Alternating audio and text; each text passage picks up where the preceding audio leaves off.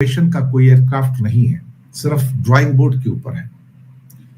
और जो 5th generation का एयरक्राफ्ट है F-35, उसका इक्विवेलेंट J-35 दरअसल इस समय उड़ान भर रहा है चीन का, और वो पाकिस्तान के पास भी अपना 24 महीने के अंदर आ जाएगा। वो एग्रीमेंट हो गया 40 एयरक्राफ्ट का।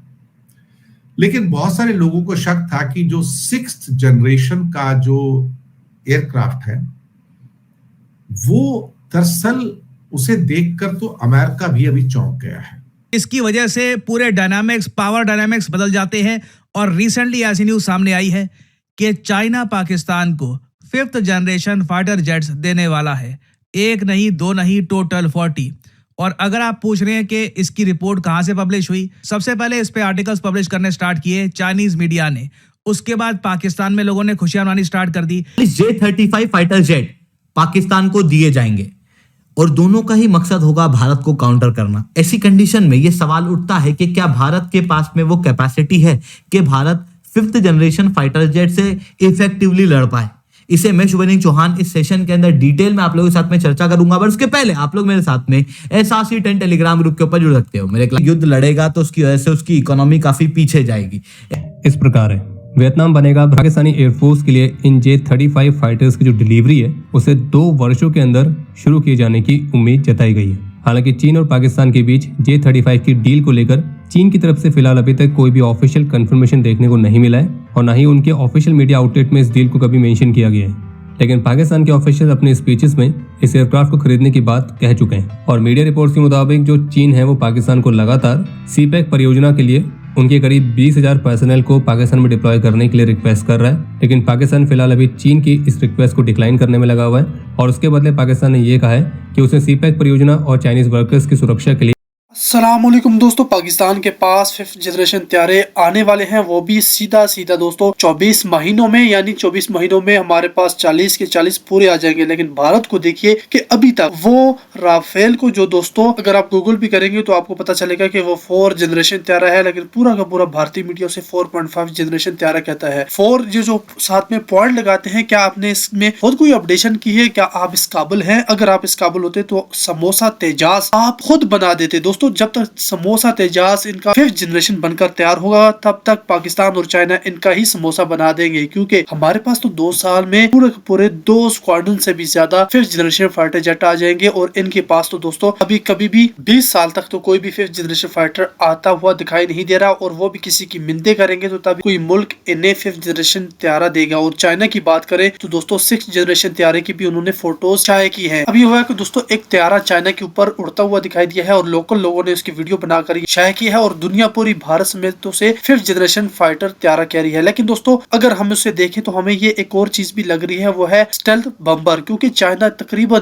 30 से 35 से 40 साल हो गए हैं एक तैयारे पर काम कर रहा है जिसका नाम है दोस्तों, इसका नाम है स्टेल्थ बम्बर। और ये बहुत ही खतरनाक किस्म का बम्बर है और चाइना ये क्लेम करता है कि वो दुनिया का पूरा चक्कर लगाने की अहमियत रखने वाला बम्बर है और वो बिल्कुल स्टेल्थ है। और उसकी दुम शुम नहीं है, ये तैयारे की दुम भी नहीं है, ये बिल्कुल स्टेल्थ होगा और इसकी प्रोजेक्शन बिल्कुल भी नहीं हो सकती दोस्तों। ये हमें वो स्टेल्थ बम्बर दिखाई दी। लेकिन दोस्तों टेक्निकल लोग इसे चाइना का 6th जनरेशन तैयारा कहते हैं और उसका प्रोटोटाइप कह रहे हैं कि ये बनाकर चाइना ने उड़ा दिया है। और चाइना अभी 6th जनरेशन को भी कंप्लीट कर चुका है, ट्रायल शुरू कर दिया है। ये बहुत बड़ी बात होने वाली है। लेकिन भारत दोस्तों बहुत ही ज्यादा पीछे है, हमसे बहुत ज्यादा पीछे हो गया। और दोस्तों गौरव आर्या भी रो रहा है, रो कर उसका इतना बुरा हाल हो गया है। वो कहता है पाकिस्तान पैसे कैसे देगा? अरे पाकिस्तान ने खरीदे हैं तो पाकिस्तान ने ही पैसे पे करने हैं, पाकिस्तान को पता है उसने कैसे करने हैं, वो तुमसे तो हम नहीं पूछ कर करेंगे। और दोस्तों दूसरा ये कहता है कि 15 से 20 बिलियन डॉलर की डील। अरे बेवकूफ, हमने क्या पूरी चाइना की एयरफोर्स खरीद ली है जो 15 से 20 बिलियन डॉलर की हमें ये डील पड़ेगी? लेकिन इसकी एक्चुअल कीमत क्या है वो तो हमें नहीं पता, क्योंकि ये डील तो अभी मीडिया पर ही चल रही है। कोई इसका ऑफिशियली कंफर्मेशन ना ही पाकिस्तान ने दिया है, ना ही चाइना ने दिया है और ना ही उन्होंने बैठकर ये साइन की है। अभी तो दोनों मुल्क के अखबार ये कह रहे हैं कि ये डील हो गई है और जैसे कहा जाता है कि बंद दरवाजों के अंदर हुई है, तो वही हिसाब है। और दोस्तों जब पब्लिक होगी उसके बाद ही पता चलेगा कि हमें इसके कितने पैसे पे करने हैं। उसके अलावा हमने 8 सबमरीन भी खरीदी थी, उनकी जो कीमत थी वो भी $4 बिलियन थी। सबमरीन कितनी थी? 8 थी। यूहान क्लास थी, स्टेल्थ थी, वो भी दोस्तों स्टेल्थ। अब पाकिस्तान हर चीज जो बना रहा है वो स्टेल्थ है। हमने एक और बड़ा काम किया है जिससे भारत को बड़ा खौफ है कि हमने ये कहा है कि 2035 तक हम 1000 ड्रोन भी अपने पास बना लेंगे दोस्तों। हर किस्म का ड्रोन होगा और वो भी भारत के अंदर तबाही मचा सकते हैं। 30,000 से अधिक मिलिट्री और पैरामिलिट्री पर्सनल को डिप्लॉय किया है वर्सेस 1 पे, जबकि पाकिस्तान 2.5 पे खड़ा है, अमेरिका 3 पे खड़ा है। यानी कि हमारे पास तो एक एयरक्राफ्ट के पीछे पायलट्स भी नहीं है। ये मैन पावर शॉर्टेज जो है ये काफी चिंता में डालती है एयर मार्शल साहब। सर हाँ, तो इसमें भी मतलब कि आपका जो क्वेश्चन का रुख है वो इस तरफ है कि अब ये प्रॉब्लम को कैसे सॉल्व किया जाए।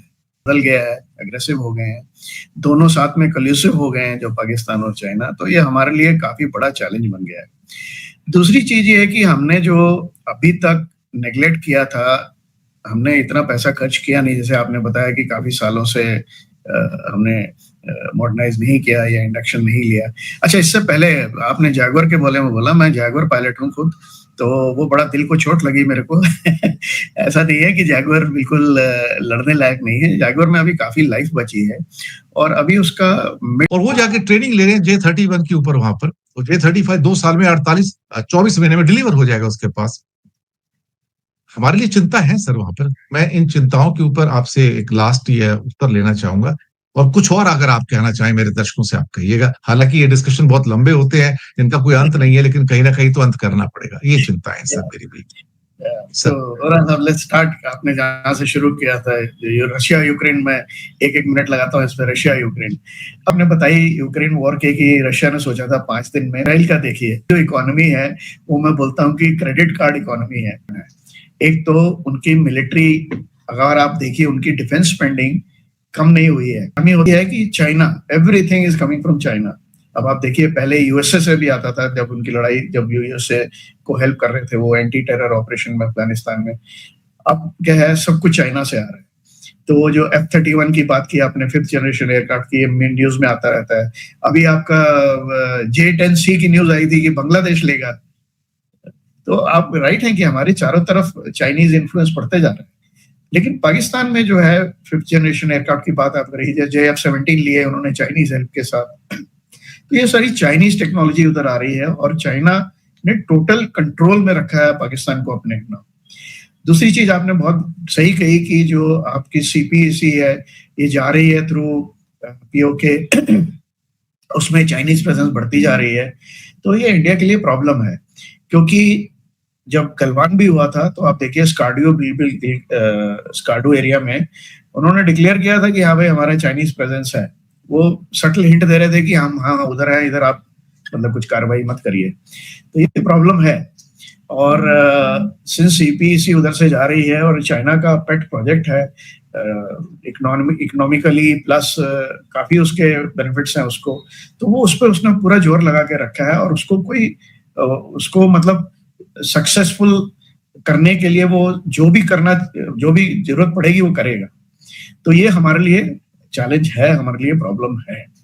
तो बात वही घूम घाम के सब वही आ जाती है कि इस समय पैसा खर्चना की बहुत जरूरत है डिफेंस पे, हमारी कैपेबिलिटी बढ़ाने की बहुत जरूरत है, हमारा जो डिटरेंस वैल्यू है वो बढ़ाने की बहुत जरूरत है। और दूसरी बात एक आपने कही थी कि जैसे इजराइल बाहर अटैक कर रहा है, रशिया ने अटैक किया है यूक्रेन की तरफ।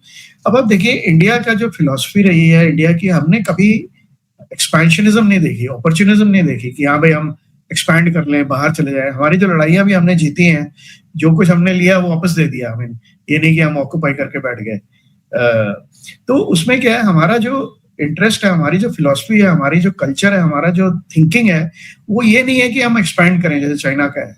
हमारा ये है कि जो आप हमको अकेला छोड़ दीजिए, हमारी डेवलपमेंट होने दीजिए, आप हमारे साथ इंटरफेयर मत कीजिए।